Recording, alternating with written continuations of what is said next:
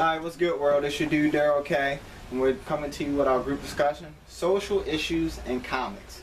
Guys, there's a lot of social issues that goes on in comics. So who wants to take the floor on this first? What issue we're going to discuss first? Allie, ladies first.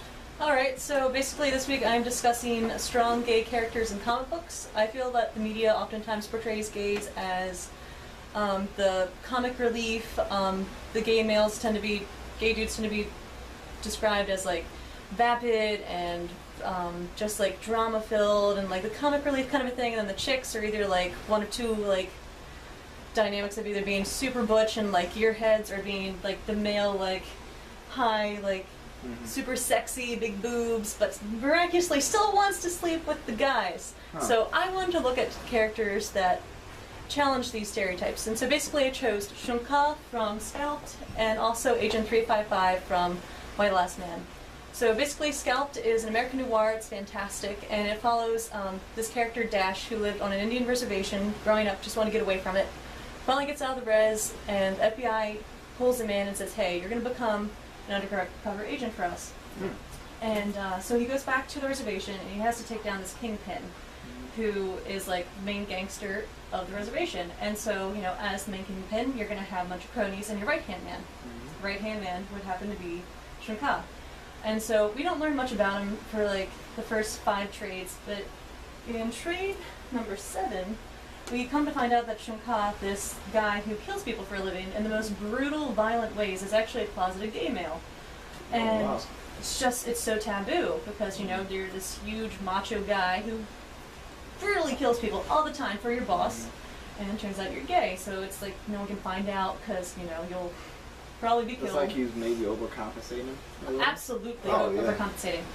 So there's that. And then in Why the Last Man, we have Agent 355, who, if you're not familiar with that storyline, pretty much every male organism on the planet dies except for this guy, Yorick, and his monkey, Ampersand. And so I'm just trying to figure out, you know, why are all the guys gone? So you have countries that are trying to kidnap him and use him for scientific research, and then you have these crazy Amazons that want to kill him because they feel like the world's better off without dudes. Oh, cool. So, being the last guy on the planet, you need the protection, so they hire Agent 355 to come and be like his bodyguard. And so she's just this awesome, strong, independent female character who's not sexualized and is just very assertive and knows what she needs to get done. And I love her. And in trade number 6, she sleeps with the doctor that's traveling with him, who obviously is a chick. And we come to find out then that Yorick has a huge thing for her. And then it later comes out in the series that she loves Yorick too. So she's bisexual. Oh, cool. So these two characters come into parallels when we see that Shunka in the last trade in number 9, the last one he shows up in, he's been trying to tell Red Crow, his boss, the entire time, Dash is an undercover agent, we need to take care of this. He's adopted Dash as kind of like his son figure. He doesn't want to hear it. So Dash decides he's going to kill Red Crow. Shunka comes in, intervenes, and is beating him to death outside, just beating him. And Red Crow comes out and sees this and is livid. And you know, Red Crow's like, "See what?" Shunka's like, "See, I've saved you again." And he goes to say, "I love you," and Red Crow shoots him in the head. Wow. So sad. And then in Why the Last Man, Agent 355 finally expresses her love for Yorick. They're able to like share this, and she finally tells him what her real name is, which we haven't learned throughout the entire comic. And at that very moment, she's shot in the head by a sniper bullet from another country. Oh, wow. Both these characters die in the scene that they're finally able to confess their love for this person who is so taboo for them to love. And I feel like it is the writers addressing the serious issue where gays are still very much confined in society. We're getting there, but we're not there yet. And so they're trying to tell us, you know, this is what they're up against, and they're just putting in this such like a hyperbole to make it obvious.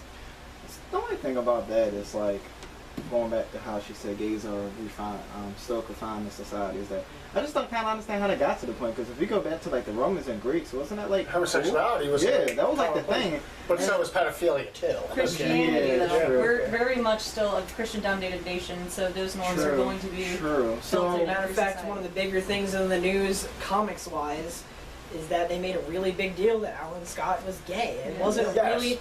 really centralized in the comic, but it was just such a big deal. It made headlines. And in Archie, they had two. Yeah, Yes, Keller. they made a gay character on Archie. I Right. do remember that. That was a really big deal. Yep. Right. The Million Moms or whatever got all up in arms. It was in Toys R Us. Right. Well, the thing is, it's like, okay, another good example of like how gay characters exist.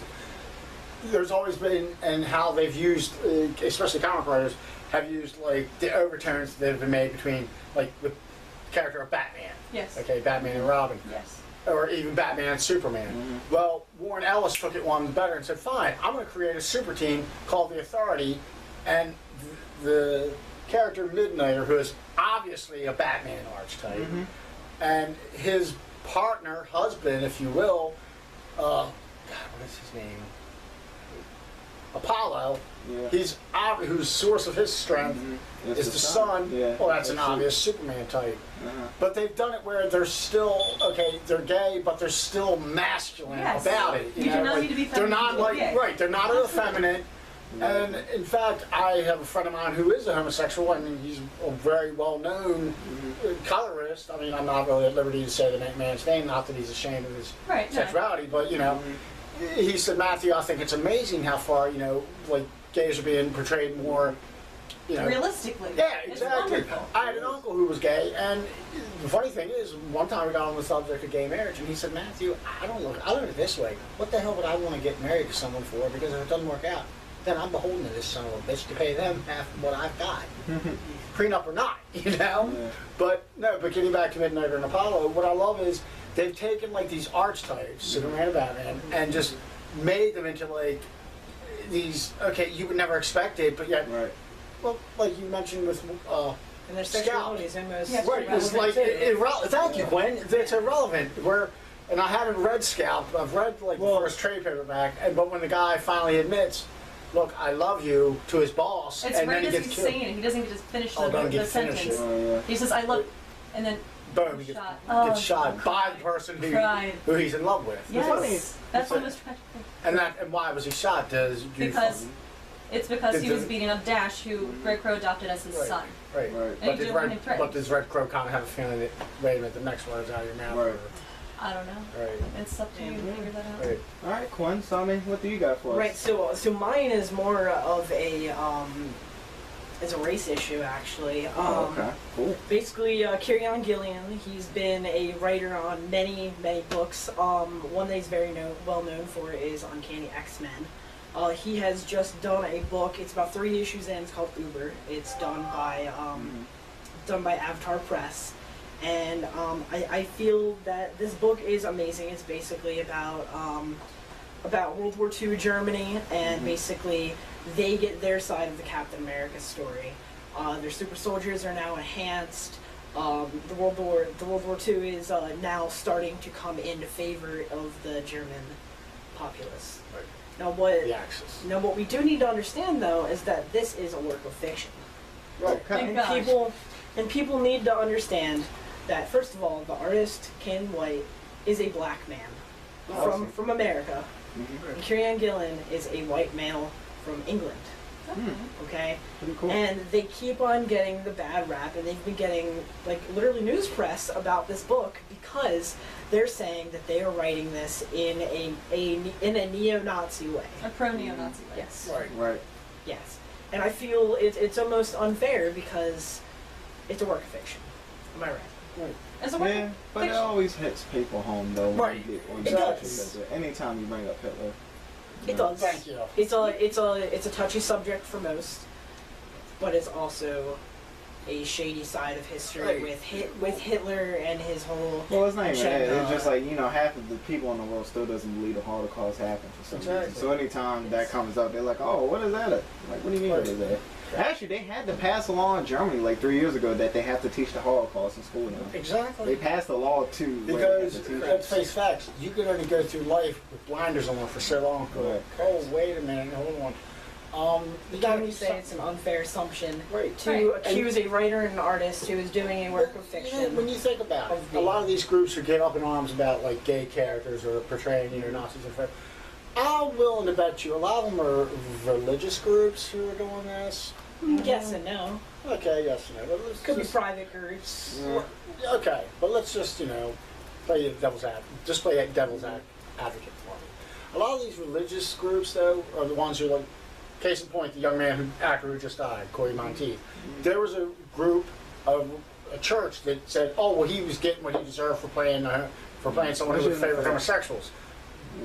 Wait a minute, isn't there a line in the Bible that says, like judge not and you will not be judged? Well, Thank you. it's like the same thing. Not to get off topic, but that's like how a lot of people stop eating Chick-fil-A because they endorse killing the little gay kids in Africa. Correct. I mean, it makes me sad though because their food good, but that's where your money goes when you spend your money there. Correct. Well, just to say, like, what Kun was saying, like, you cannot judge a writer for simply writing one negative character. That author it doesn't mean that the author is not speaking, that character is speaking. Right. When Iago in Shakespeare is, this seedy little liar person, you cannot take his words for fact. It's not Shakespeare saying Correct. these things, it's his character saying these things. It's Right. just to further the story. You cannot Right. simply assume those So are the yes, author's right. viewpoints. So yes, there is the viewpoint of the Nazis, but we also see the viewpoint of America, of Exactly. the Axis and the Allies. So Right. The Access was The Italy, Axis were Germany, Germany, Japan. Italy, and Japan. Yeah. Okay. correct. I always forget Japan's there because they're like kind of on the other side of the world. Yeah. Yeah, but I just felt it was very unfair. I actually just read a news article on, I think it was the New York Times about Oh, wow. this. And You know was what I like- always wonder though, actually, and this is one thing, and I always look it up online. I always find missing answers like about how the other country treat World War II. Like, for example, with Japan, you know how we kind of just blew up their country. Did they teach World War II as us being the bad guys? Right. I always wonder that. So you need to do it almost as an unbiased. I feel like it's Historical- really You kind would of hope hard it to would be. do that. Well, I'll put it to you this way. I remember, because I went to a Catholic grade school, and I remember every time Iraq and Russia were mentioned. And it was going, even Japan, China, oh, they're communists, boo. And I was like, wait a minute, hold on a second. We're supposed to be, these It's good their Catholic level. boys and girls. We can't sit there and do these people, okay? Because they, for all we know, there's a lot they could bring to the table. I know, you're just sitting there and casting judgment on them before you know all the facts. I mean, I wasn't liked in my school for saying these things, but guess what? I'm not backing down for that. No, It's the That's good to truth. be open-minded. That's why we're Right. having this video today. And like with Quinn, with this, you gotta keep in mind too, V for Vendetta. You know, when V for Yeah. Vendetta Yeah, came V out, for Vendetta, and I yeah. still even think it's to this day. I know with From Hell. Yeah. Now, if anyone's ever read From Hell, oh my God, it's. If you've ever seen the movie, oh, From Hell's a great story. Oh, You read it? I read it, but never seen the movie. Okay, the book's great. Yeah. You know that book, that comic was for a while barred, Oh. banned in England. Oh, I didn't know that. Yeah, because well, I know V for Vendetta was touchy, but I didn't yeah, know. because it portrays England as a fascist state. Exactly. Let's face facts. And to quote like the doctor in From Hell when he tells Queen Victoria, he goes, "You're just a figurehead. You have no more real power anymore." Right. Because kings and queens, like all emperors, eventually go the way of the dodo. Oh yeah. You're just you're just good for PR. That's it. Okay. All right, and for our last one, I think it's actually a joint team effort Yeah, here me by and Matt Matt. and Daryl. All right, guys. Me and Matt, we're gonna talk to you about drugs. Yeah, that's an social issue. Okay. We're not gonna endorse drugs, of course, but we are gonna talk to you about drugs.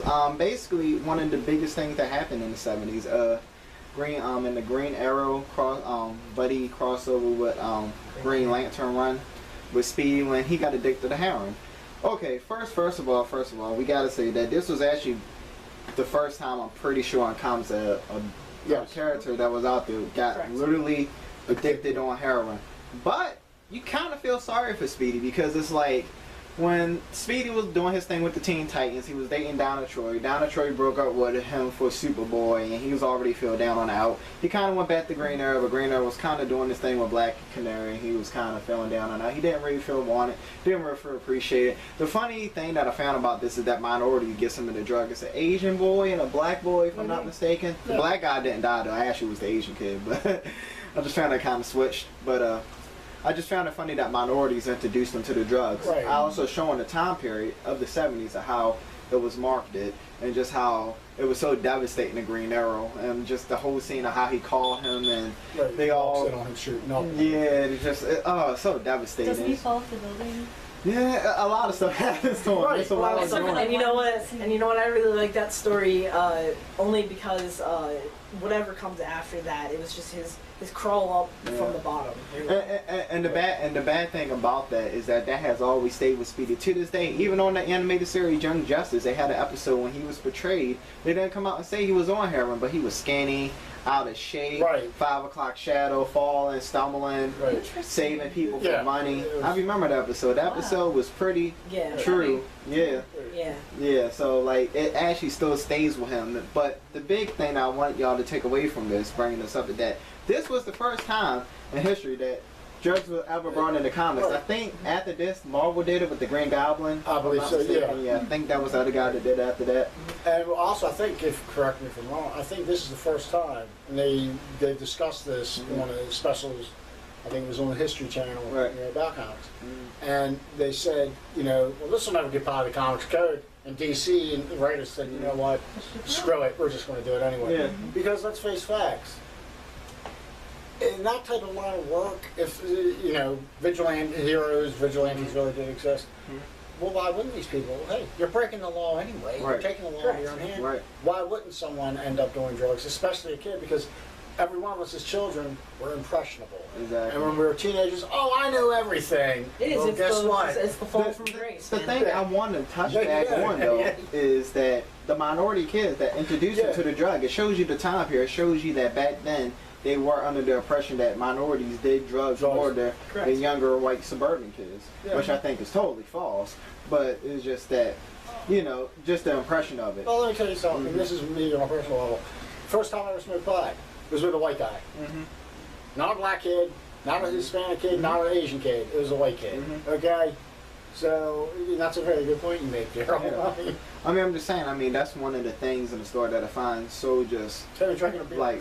like random to me. This is like, oh, it would be minority kids. It couldn't that he would just be hanging out like with Robin or like Kid Flash and it just happened. It was like, hey, Batman does this to me all the time. You want to sniff some heroin? Want me to make the pain go away? Like, no, it had to be like 2 random kids like on the street. Right. And- It's all right. We don't want to see any other teenage sidekicks go on the wayward, Yeah. Sad.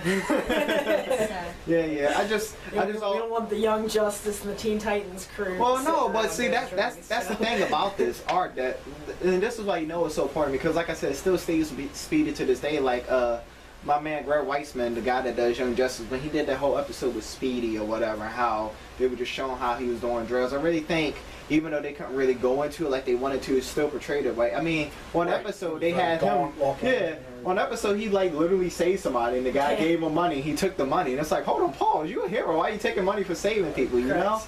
to feed his habit, and it's implied. Like they did such a great job with that. And also it brings you to how drugs are even further more into comics and the anime very shows much. now. Yeah. Very much. I mean, you can go into Marvel even to about like Tony Stark alcoholism. Demon I mean, bottle. yeah. I mean, it's In everything. fact, that was one of the bigger issues that actually just resurfaced with Yeah. Fear itself is that Tony Stark once again got drunk and you have to question their motives and things when under the influence. So Yeah. Right.